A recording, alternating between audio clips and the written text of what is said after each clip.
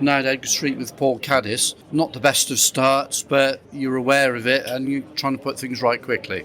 Yeah, as I always try and do, Keith. I try and take responsibility. It's not been good enough for the first. It's not been good enough from pre-season, to be brutally honest. I don't think it's been the best preparation on and off the pitch. But my sole responsibility is on the pitch, and it's not been good enough at the moment. I've been quite ruthless previously. I'm not here to be popular or anything like that. I want to be successful, and we've had to try and move some players out just to try and manoeuvre some money in the budget to try and get some fresh bodies in. Yeah, you always talked about non-contract players. If they're not working for you, it does give you that option. If you've given somebody a year or 2 year contract, you can't do that. You've got more flexibility to come yet, or are you restrained by those two? Well, those two are a start. I don't want to. Well, I do. It's a warning sign to the rest of the players that we're willing to do it. Can't get too comfortable because we play at a brilliant stadium in front of brilliant supporters. So if you don't buck your ideas up, then we will move people out to try and get fresh faces in, and it's exactly what we've done. We wish Chris and Kai all the very best, but we're looking at other options. It seemed to be fitness levels as well. Do you feel that pre-season hampered you a little bit coming into the season? It seemed almost as though the first few games, it could even have been a pre-season match, if that makes sense. Well, Kai and Chris, Kai both suffered with injuries in pre-season. Kai, I don't think, completed a week in total, just with little niggling injuries. Chris we didn't bring in until after pre-season, hadn't done a pre-season, which is a risk, and it's proved that I got them wrong. There's no two ways about it. If I got everyone right, then I'd be an absolute hero and a messiah. But I'm absolutely not. I'm far from it. So I'm not egoistic. I don't hide behind an ego to think that I get everything right. I got it wrong. I've admitted to it, and I'm trying to change it. How difficult is it going to be now to bring those fresh faces in? Are you looking, because up until now you've tended to look for lower division players to come in?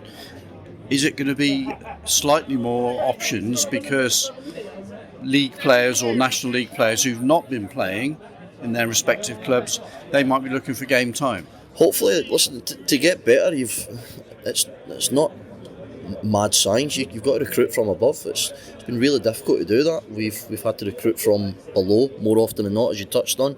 The only time you can really get from above with what we are as a football club's normally on loan. So we've sent the messages out. Everyone's aware of what we're looking for and the type of character we're looking for, and we're just waiting to hear back from quite a few different sources and all the rest of it, and a few contacts, and there's a few options there. But listen, if I went to sign a player and I was the only person interested, then it's probably a warning sign. So you're up against every other club, and we'll do our very best to get the best available. I mean, are there players that you've missed out on that might now be sort of re-engaged?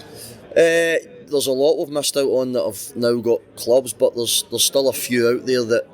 What will happen is, Keith, that the players will wait until the transfer window closes because it then becomes they're almost in a market on their own because EFL clubs can't spend outside that. So they'll wait on that. They'll obviously wait on full time because that's probably what most of them have been, and then we will try and. What date is that? 31st of August or something? Well, whatever the transfer window shuts, 31st of August or sometimes the 1st or 2nd of September. So once that's over, then they become available. But to be honest, we want to try and get things right as quickly as we possibly can. So we'll look at loan options, we'll look at non-contract players, we'll look at permanent players, we'll look at absolutely everything all over the markets.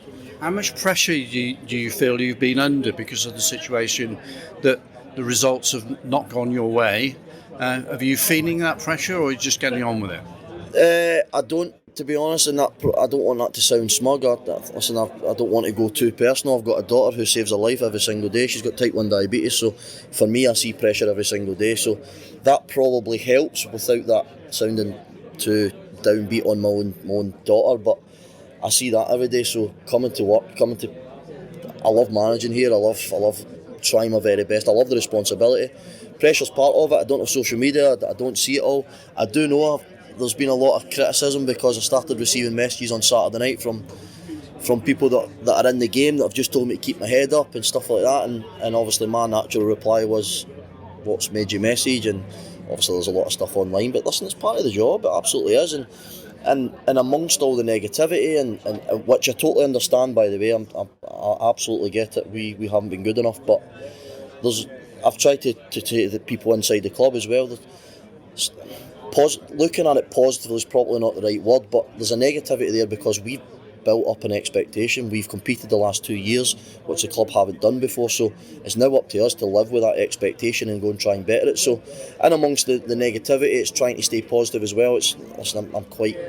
I might not seem calm on the side of the pitch because I'm a bit of a jack in the box, but I'm quite calm behind the scenes in terms of I won't rush in to go and get as many players as I possibly can. I want to try and get the right players. It's important that I'm the leader of the group, so I have to stay calm. If I show any signs of pressure or worry or anything like that, it spreads, and it's vicious when it does. So yeah, it's not been great. I absolutely get that, but at the same time, we're realistic. We know what we need to do, and we just need to get a couple of wins.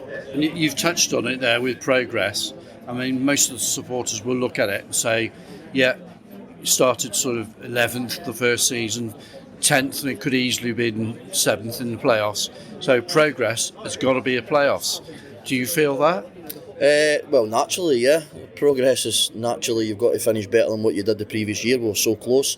First year on 69 points with the club total points record in the division, and then we beat it again, and somehow we didn't make the playoffs, but that was the make-up of the league, and that's what we've got to deal with. So natural progress is getting better, and it's got to start on Saturday by getting a win and trying to build a bit of momentum. Yeah, you've got 2 back-to-back home games. Hasn't been a great start here, but you know as well as I do that it can turn very, very quickly. It can, but I think the turning point last year was Radcliffe away.